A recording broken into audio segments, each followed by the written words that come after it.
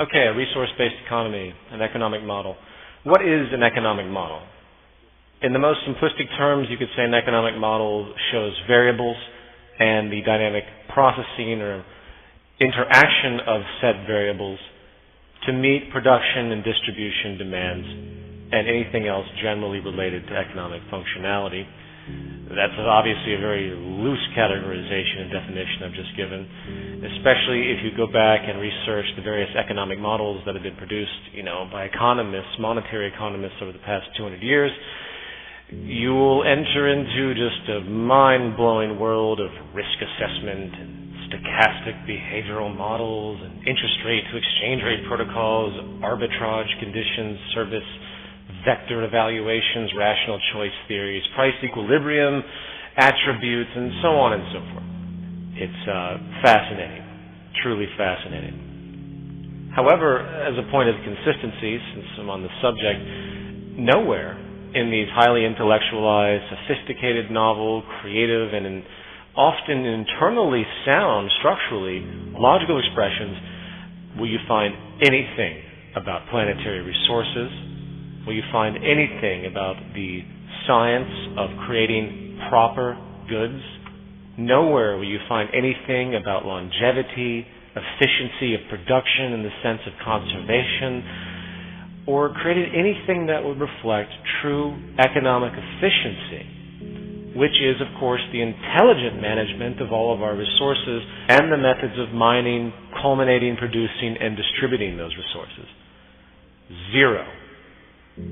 Virtually all economic monetary models simply revolve around various notions of labor and value, which is an absolutely convoluted concept, savings, interest rates, and again a long string of previously aforementioned variables which are utterly decoupled from every kind of natural resource and processes on this planet or anything tangible. And the processes, the economic matrices, are nonsensical and absolutely unrelated. They are abstractions of thought using classic linear equations to depict variables in closed, finite systems that have numerous presumptions about what they represent when there is absolutely no linear direction, no linear referent to anything truly tangible at all. If you go through the work of the high priests of modern market theory, Ludwig von Mises, F.A. Hayek, Milton Friedman, John Maynard Keynes, Adam Smith, you find some wonderfully articulate and perfectly sound reasoning, but that reasoning exists within a closed set of variables, and a series of presumptions are always evident. And again, those presumptions have nothing to do with anything that's provably tangible, no physical reference. These huge projections and speculations on human behavior. Economists, when you break them down, all the individuals I've just mentioned, they're not scientists. They're not basing anything on actual scientific evaluation. They are simply philosophers. And that's all every monetary economic theorist has ever been, is a philosopher of the means of production and distribution, not scientists in the sense that they actually have a physical reference to balance and test their models. In fact, if you look at the criticisms that Hayek and Mises and Keynes and all of the others, when they're criticized, they tend to fall back on the same basic set of defenses which are more or less comparison-oriented. For example, they'll say, and I've heard this countless times, when anything's brought up about problems with the market system, such as rampant poverty and abuse and slave labor, they say, well, you know what? Say what you want about poverty and conflict, but history has proven that capitalism and the monetary structure has created more wealth and efficiency and high-quality goods and quality of life than any system we've ever known, so there. No.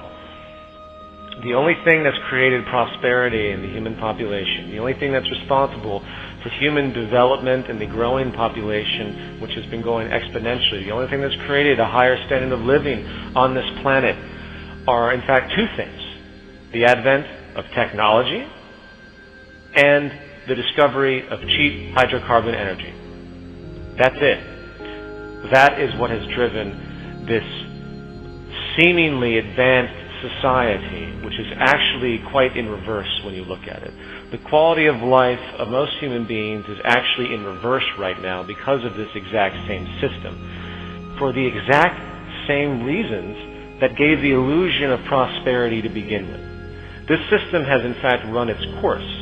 What you're seeing has been a cosmic delusion. It has been a complete coincidence that technological innovation, coupled with the emergence of an abundance of energy that's cheap all over the planet, has coupled with the advent of this economic system called the market system. Now, I know right now all the monetary indoctrinated individuals that support this system are chomping at the bit right now on the edge of their seats going, but wait a minute, the reason we've had progress in technology is because competition has motivated that progress. Well, is that really true? Is there any evidence for that, really? Have any of the major contributions of technology come from people that have been outspoken about their interest to make money off of it? I don't think so. If you research Daniel Pink and his work on motivation, which is basically a compilation of numerous psychological studies about what it means to be creative, about versus what it means to be mechanical, you tend to find that creativity, hence technological innovation, is actually driven not by competition whatsoever. On the other side of the spectrum, it's very, very clear at this point that technological innovation is now currently being hindered by the market system and the values and the processes therein, with the need for scarcity, with the need to maintain establishments. We have such profound technology today sitting on the sidelines that it will not come to fruition because it will override existing establishments, and it is simply not profitable to create the type of sustainability that these new technological advents create.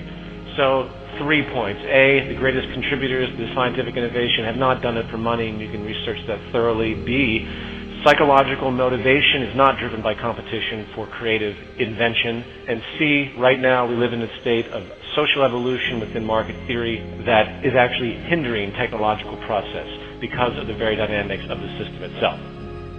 Monetary economics exists in the same form it has always existed, as nothing but a religion. It's based on closed presuppositions, which are essentially immutable in the eyes of those who practice it. Going back to Adam Smith and the, quote, invisible hand. What the hell is that? The invisible hand? That's it? I mean, you got to be kidding. Is there any way to test this invisible hand? No, not at all. And it's a presupposition of some type of monetary god, and it's absolutely insane. It operates with circular reasoning in a closed kind of mind lock, just like any other religion. And it's absolute blasphemy, of course, when you choose to articulate anything out of the presuppositions of that belief system. Now, please note that I don't mean to be insulting towards those minds I mentioned, Ludwig von Mises, Hayek, Friedman. They're very brilliant individuals within the confines of the variables they choose to acknowledge. Just like there can be very brilliant individuals within any religion within the confines of the philosophy that they choose to accept while they blinker out everything else. But the bias is so transparent. I have a book by Ludwig von Mises called The Anti-Capitalistic Mentality. Now, just the name of that just reeks of outrageous presupposition and arrogance, does it not? The very statement, the anti-capitalistic mentality, presupposes that anyone who is against the capitalist system or the market system must be of a particular form of preconditioned mentality. And therefore any objective and tangible open conversation is immediately void because it's just a mentality. If that isn't religious stigma, I don't know what is. Now, I want to be clear here because if you read the Mises work and the defense of the capitalist system by many works, by many different economists, they actually support it very, very well within the confines of the arguments that they choose to recognize.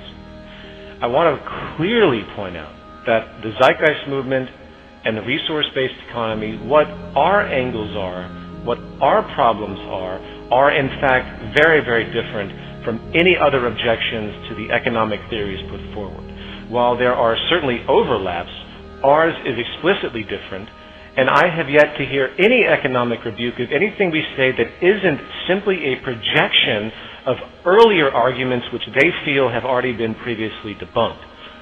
It is nothing more than a religion, and I want to make sure everyone thoroughly understands that. And when you approach people that believe in these ideas, you have to understand that very often your logic will be cut off because they will blinker out information in their own schemata, whether they're even conscious of it or not. That's the power of belief. And unfortunately, some people really will never understand rational associations because of their prior conditioning in life, but that's for another conversation. Okay, that's enough of that. I apologize for that tangent. Let me get back on track here and talk about a resource-based economy, because once you understand the ground-up approach of a resource-based economy, it immediately makes void all notions of prior economic monetary theory, because it simply doesn't make any sense otherwise.